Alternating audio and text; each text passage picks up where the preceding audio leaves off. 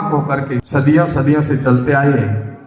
विषम परिस्थितियों में भी डिगे नहीं, डटे रहे। ऐसे मेरे सामने बैठे हुए मंच पर विराजमान सभी आर्य बंधुओं को, आर्य सन्यासियों को, सज्जन पुरुषों को, मातृशक्ति को श्रद्धा से वंदन करता हूं। मुझे बड़ा गर्व है इस बात का कि आज मुझे दुनिया का सबसे बड़ा सम्मान मिला है।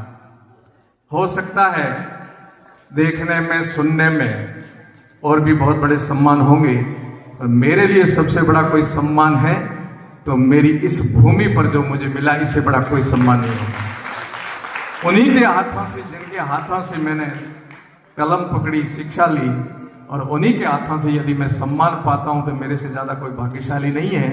ये मेरे लिए बहुत बड़ी उपलब्धि है। जीवन है, जीवन में बहुत प्राप्तियां होगी, परंतु मैं कभी भी इसकी तुलना नहीं करूंगा। ये सबसे भारी आज मुझे सम्मान और मान दिया स्नातक मंडल ने। मैं मेरे मित्रों को हृदय से वंदन करता हूं कि आपने मुझे इस योग्य बनाया और इस लायक समझा कि मेरी वो मधुर स्मृतियां आपने पुनः स्मरण कराई।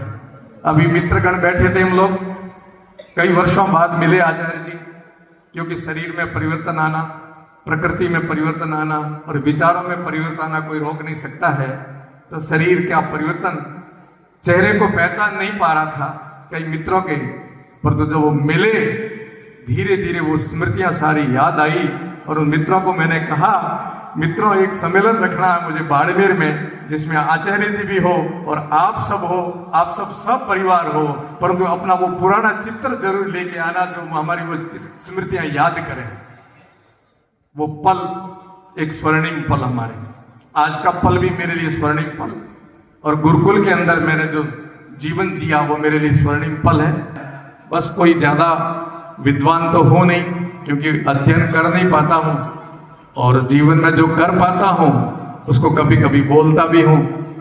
अभी मेरे आदर्श आचार्य रामविधि मान्यवर बोल रहे थे, महाराज सन्यासी में 2 शंकाओं पर थोड़ी सी दृष्टिपात कराऊंगा। मैं सन्यासी कैसे बना और मैं राजनीति में कैसे गया। निश्चय ही कुछ ऐसी वस्तुएं, ऐसी चीजें हैं जिससे हम शायद कोसों दूर हैं, कोसों दूर हैं। मेरा सन्यासी बनने का प्रसंग एक बहुत बड़ी आध्यात्मिक घटना है, संभवतः किसी ने सुनी होगी या मैंने पिछली बार भी कही होगी। मेरी माताजी को पागल कुत्ते ने काटा था, और पागल कुत्ते ने काटा। माताजी ग्रामीण थी, इसलिए माताजी ये नहीं जानती थी कि पागल कुत्ते के काटने से मैं भी पागल हो जाऊंगी, रेबीज हो जाएगा। माताजी ने किसी को बताया नहीं, और माताजी के रेबीज हो गया। और मैं 5-6 महीने के बीच में माँ के पेट में था, गर्भ में था। अब मेरी मृत्यु माँ के साथ तय। और डॉक्टरों के पास ले गए, डॉक्टरों ने कहा कोई इलाज है ही नहीं, हम कहां से ला के दें, मेडिसिन अभी बना ही नहीं है। आज दिन तक रेबीज होने के बाद कोई मेडिसिन नहीं, मरना तय। उस परिस्थिति में मेरे गुरु, जिसको मेरे दीक्षा गुरु और मेरे शिक्षा गुरु तो यहां विराजे हैं, दीक्षा गुरु मोहनपुर जी महाराज, जिनसे मैंने संन्यास ग्रहण किया, वो सिद्ध पुरुष थे। उनके पास ले गए मेरे परिजन, कहा महाराज जी डॉक्टरों के द्वार बंद हैं, आपके द्वार लाए हैं। आप सिद्ध पुरुष हैं, आप अपनी भक्ति और योग के बल पर बचा सकते हैं। तो एक ऐतिहासिक और एक आस्था का सबका प्रबल होगी, और वो एक घटना जो मृत्यु में बदल रही थी वो जीवन में बदल गई। सज्जनों, गुरुजी ने कहा कि गर्भ में है वो लड़का होगा, संत बन के धर्म का काम करेगा और तुम्हारा नाम करेगा, कोई नहीं मरेगा, घर जाओ। ये प्रतापरी आपके सामने खड़ा है। और मेरी माता जी का स्वर्गवास 105 वर्ष के होके गए। और मैं जब 5 वर्ष का था तो मुझे आभास हुआ कि मैं सन्यासी हूं, मैं घर में नहीं रहूंगा। जिद करके मठ में गया कि मैं घर में नहीं रहूंगा, मैं मठ में आऊंगा। और मैं मठ में 5 वर्ष की उम्र का गया। उस समय प्राथमिक पढ़ाई के समय मुझे स्वामी ओमानंद जी की पुस्तक हाथ में लगी। उस पुस्तक ने मेरे को यहां तक ले आए, इसलिए पुनः स्वामी जी को वंदन करता हूं। ये मेरा सन्यासी बनने की। अब दूसरा प्रसंग, योग्य आचार्यों के साथ रहना और लगे रहे। लगने के कारण अपने अंदर जो भी निखार आया उसको जाकर के क्षेत्र में वापिस किया। जननी जन्मभूमि स्वर्गादपि गरियसी।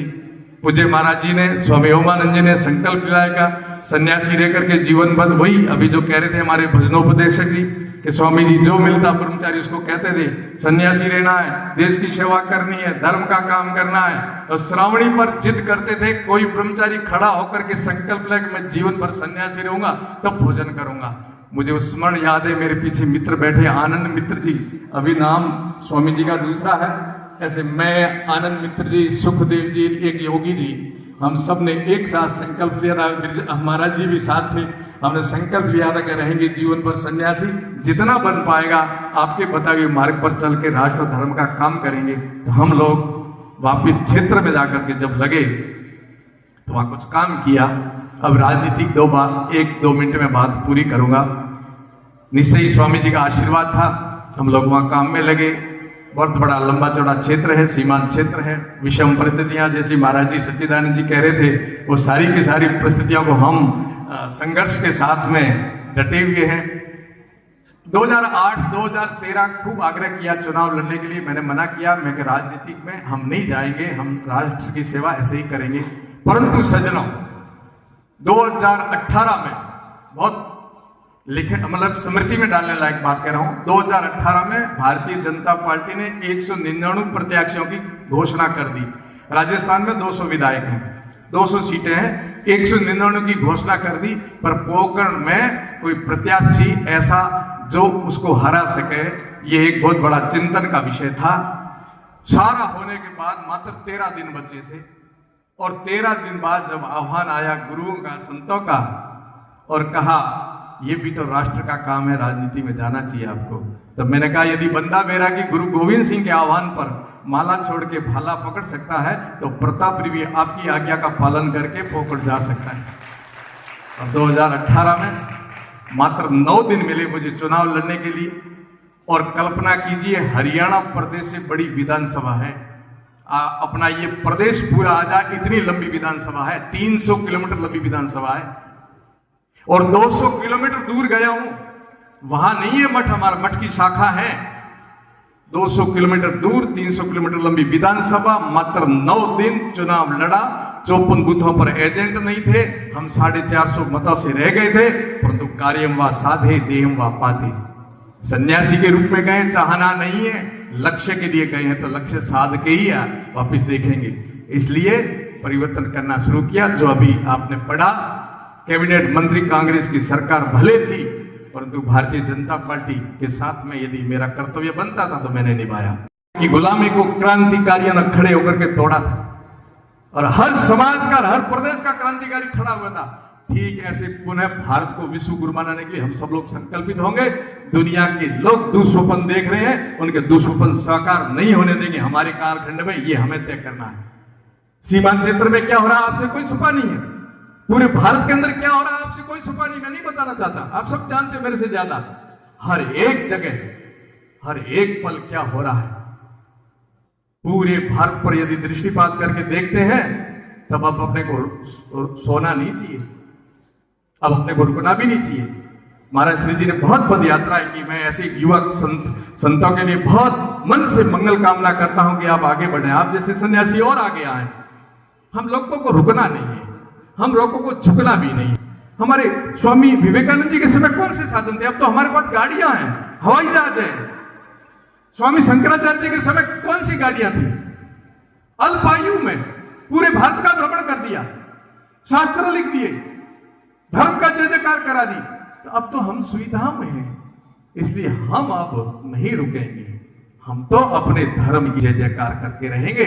आइए हम सब लोग मिल करके करें। निश्चय ही गुरुकुलीय शिक्षा पद्धति पर आप सबको बैठ करके मंथन करना है, मनन करना है कि ये परंपरा आगे निर्माण हो, और यहाँ से फिर मानव निर्माण हो, मानव निर्माण से समाज निर्माण, और समाज निर्माण से राष्ट्र निर्माण की तरफ हम आगे बढ़े। इन आचार्यों का आशीर्वाद लें। हम सब लोग आर्य श्रेष्ठ और सनातन धर्म के सभी हम मिल करके सम गच्छध्वम सम वदध्वम सम्मो मनांसी जानताम देवा भागम यथा पूर्वे संजानाम उपासते। इस संकल्प के साथ मैं पुनः हृदय से साधुवाद करता हूँ, मेरे गुरुजनों का वंदन करता हूँ कि आपका सा शिष्य जहां आपने कहा वहां अपने कर्तव्य का निर्वहन करेगा। आप आशीर्वाद देते रहिए, मैं मेरे धर्म का, मेरे कर्तव्य का पालन करूंगा। बस आपका स्नेह और आशीर्वाद, मेरे मित्रों का स्नेह, आपका आशीर्वाद और आप सबका साथ, समाज के लोगों का, हम कहीं नहीं रुकेंगे। मैं सादर निमंत्रित करता हूं जिन सज्जनों को, माताओं बहनों को राजस्थान में आना है। राजस्थान का इतिहास गरिमामय, आप सब जानते हो। राजस्थान में बड़ा ही नहीं, सच्चाई कह रहा हूं। राजस्थान का इतिहास भारत में से निकाल दो, पीछे क्या बचा, वो है राजस्थान। भक्ति, शक्ति, ध्यान, बलिदान, त्याग, तपस्या सब में। तो राजस्थान दर्शन करने आप आइए, मैं आपका अपना वहां बैठा हूं। मेरी इच्छा है आचार्य जी आज्ञा दीजिए, एक सम्मेलन तारातला में कर रहे हैं और वहां अभी सब संत पधारे, आप स्वजन पधारे। आइए हम सब लोग राष्ट्र और धर्म के लिए आगे अपने जीवन को समर्पित करके सफल करें। पुनः मैं हृदय से स्नातकों का आभार व्यक्त करता हूं। आज मुझे वो पदक दिया है, वो सम्मान दिया है, इससे बड़ा मेरे लिए कोई सम्मान और पदक नहीं है। आपको वंदन, अभिनंदन। बोलिए भारत माता की वंदे वंदे। आर्य समाज महर्षि दयानंद जी की, स्वामी ओमानंद जी महाराज की बहुत बहुत आभार, धन्यवाद। मैं सन 79 में यहाँ आया था जी। और 92 तक यहाँ मैंने शिक्षा ग्रहण करी। गुरु जी के चरणों में रहकर के जो सीखा वो मेरे जीवन की नींव के पत्थर है और उसी पर आज मैं खड़ा हूँ। यहाँ से शिक्षा ही नहीं है, संस्कार दिए जाते हैं और मानव निर्माण किया जाता है जी। और यहाँ गुरु जी के चरणों में रहकर के राष्ट्र और धर्म के लिए जो सीखा है निश्चय मेरे जीवन में जितना कर पाऊँगा। आज मुझे बहुत बड़ा मान और सम्मान मेरे गुरु के चरणों में बैठ कर के प्राप्त हुआ। इससे बड़ा मेरे लिए कोई बड़ा सम्मान नहीं है कि गुरु जी ने ही अपने हाथों से मुझे योग्य समझ करके आशीर्वाद दिया। तो स्वामी ओमानंद जी को तो आपने बहुत करीब से देखा होगा। स्वामी जी के साथ रहने का मुझे 12-13 वर्ष तक सौभाग्य मिला। तो स्वामी जी का तो अन्य शिष्य और कृपा पात्र रहा हूँ।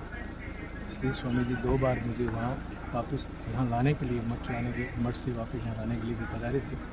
आशीर्वाद लिया मैंने कहा सीमांत क्षेत्र में मुझे आशीर्वाद दीजिए।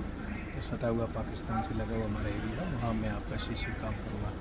स्वामी जी ने आशीर्वाद दिया और उनके आशीर्वाद से मैं काम कर रहा हूँ। आज के समय में जो परिस्थितियां हैं शिक्षा की और आर्ट्स विद्या को आप कहाँ पाते हैं?